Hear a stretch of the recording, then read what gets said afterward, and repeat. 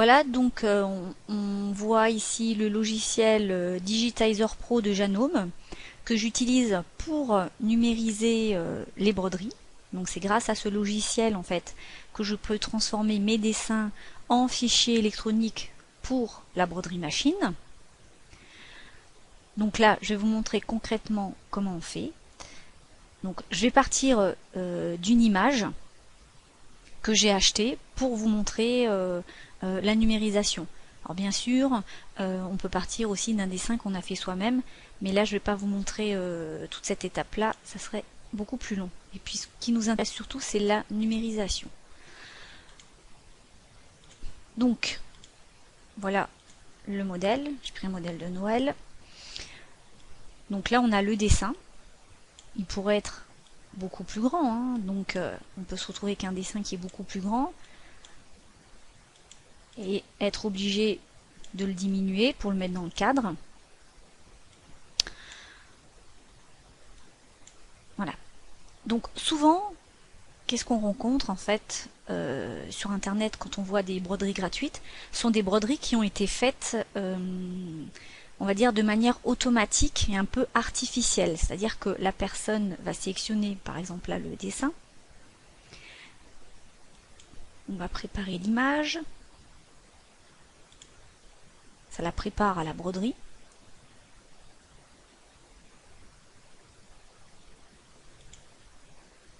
Et en cliquant sur ce bouton, ça va me réaliser la broderie automatiquement. Voilà. Donc là, en même pas 5 secondes, j'ai ma broderie qui est entièrement créée. Donc on se dit waouh, c'est super. Mais le problème, c'est que si on brode ça, c'est franchement pas joli. Et c'est pour ça en fait que souvent quand on télécharge des broderies gratuites, elles ont été transformées rapidement grâce à ces fonctions automatiques et on obtient vraiment des dessins qui sont pas super. Donc là, je pourrais remettre par couleur. Je pourrais lui dire de supprimer le vert. J'ai tout supprimé, ça va pas. Je vais juste supprimer le vert, voilà. Je vais enlever mon dessin. Il resterait ça. Voilà, donc là, on voit déjà que l'écriture, elle est quasiment devenue illisible. Et puis le dessin est un peu grossier. Bon. On arrive quand même à avoir une image qui est à peu près correcte parce que le dessin d'origine, déjà, était aussi simple. Plus on va rentrer dans le détail, plus ici la fonction automatique va être moche. Mais bon, le problème c'est que quand on va broder, si je brode ce motif comme ça qui a été fait de manière automatique, les points ici, là, ne seront pas jolis. Il y aura, on va dire, il y aura quand même des petits défauts, enfin, ou même des gros défauts en fait, lors de la réalisation de la broderie. Donc, on va recommencer.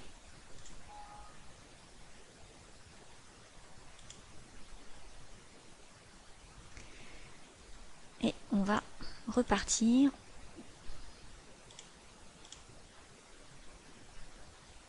En remettant mon image. Et cette fois-ci, en la travaillant correctement.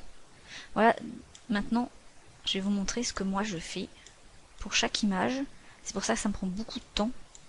Alors là, comme dit, les dessins sont très simples, hein. C'est vraiment des formes. Ici, on le voit sur le Père Noël, c'est une masse rouge, une masse blanche, une masse rouge. À chaque fois qu'il va y avoir des détails, ici, il n'y en a pas, hein, mais il peut y avoir des petits détails, mettre des petites bordures tout autour. Ça prend encore beaucoup plus de temps. Alors, donc là, je vais mettre ici. Je vais pas écrire aussi grand. Un petit peu plus quand même, peut-être. Mettre à 250%. Voilà. Et je vais commencer. Donc, là, il faut que je réfléchisse déjà. Si je commence par les cheveux, je vais être embêtée parce qu'après, quand je vais vouloir mettre le dos rouge, ça va me gêner un petit peu. Il faut vraiment travailler par couche et essayer de faire tout de suite dans un ordre qui est relativement correct. Après, si on a mal travaillé, on les remet ici en séquence. On les remettra dans le bon ordre, hein. Parce que bien sûr, si je commence à broder en premier, par exemple, le dos rouge ici. Non, en fait, ce que je veux dire, c'est si on commence à broder, par exemple, en premier les ailes blanches ici et après le dos rouge, forcément on verra plus les ailes. Donc il faudra bien respecter tout cela. Donc là, c'est parti. Je me mets en noir et je vais prendre. Donc, finalement, c'est un peu trop petit.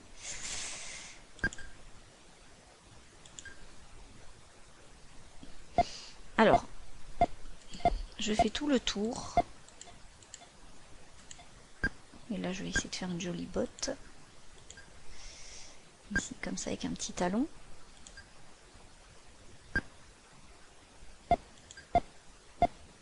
En revenant, voilà. Et là, je vais dépasser un petit peu ici. Je suis allée un peu plus loin pour être sûre que quand je vais broder le blanc, il va pas y avoir un petit jeu entre. Parce que si je m'arrête vraiment 1 mm avant, il restera un petit jour et ça fera pas joli. Donc là, je vais faire pareil de l'autre côté. Donc on a des points qui permettent de faire les arrondis. On va mettre la botte ici.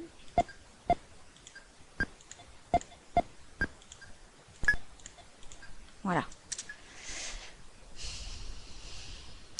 Je vais passer maintenant, je vais faire le blanc. Alors, je vais changer ma couleur. Mais là, je vois plus forcément. Je peux le déplacer. Donc, je me remets. Je vais blanc.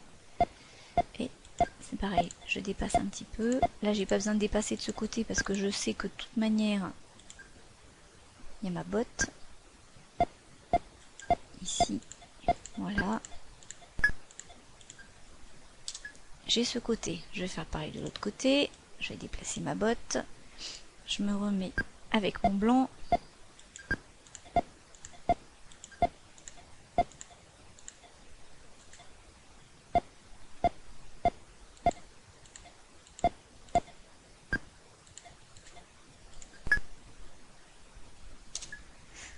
Alors, si jamais je veux remodifier, parce que là, je l'ai pas super bien fait, je peux un petit peu bouger mes points. Mais ça, on le verra après.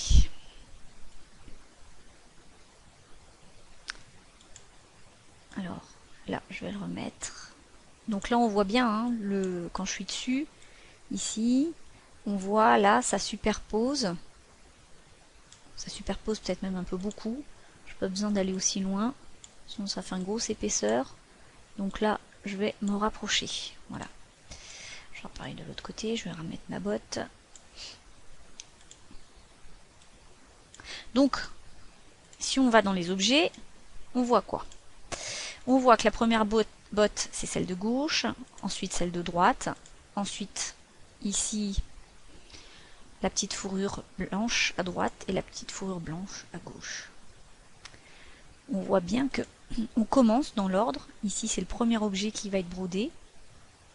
Si maintenant cet objet avait été ici, qu'est-ce qui serait passé? On voit que ici, ça dépasse. Il y a un problème en fait au niveau de l'ordre de la broderie.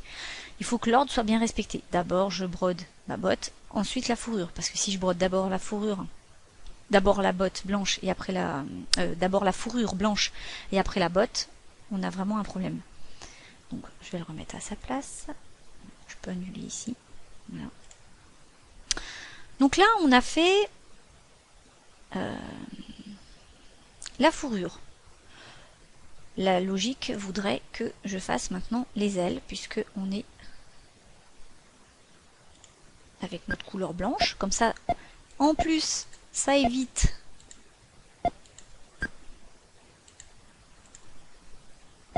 ça me gêne un peu sinon. Voilà. Donc là, j'essaye de faire des ailes à peu près correctes. Alors, voilà. Donc là, j'ai fait mes ailes. Super. Ce qui est très pratique pour la brodeuse, parce qu'elle va enfiler en premier le fil noir. Donc les deux parties là vont être brodées, et ensuite en second, il y aura les parties blanches qui vont être brodées. Donc là on se dit, génial, j'ai pas besoin de changer 15 fois mon fil. Ensuite, on va passer au petit manteau. Alors là, c'est pareil, je vais dépasser. On va essayer de mettre ça bien droit. Voilà.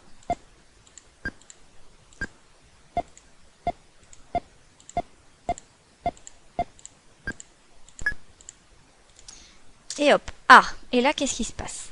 On voit que si je respecte l'enchaînement des couleurs, je vais broder du blanc avant le rouge, ce qui va vraiment poser un problème parce qu'on verra pas les ailes. Donc, les ailes, elles sont ici, je les sélectionne et je lui demande de les broder après. Donc là, quand vous allez broder la broderie, ça va être, je brode mon fil noir, les deux bottes, je brode la fourrure, je brode le dos, et ensuite je suis obligée de remettre mon fil blanc. Ça fait bien sûr changer le fil, ça fait manipuler en fait la machine. C'est pour ça que quand je crée mes broderies, j'essaye de faire en sorte de, si possible, de toujours regrouper mes couleurs pour vous éviter un maximum en fait de manipulation et que la brodeuse puisse broder un maximum de temps entre guillemets toute seule.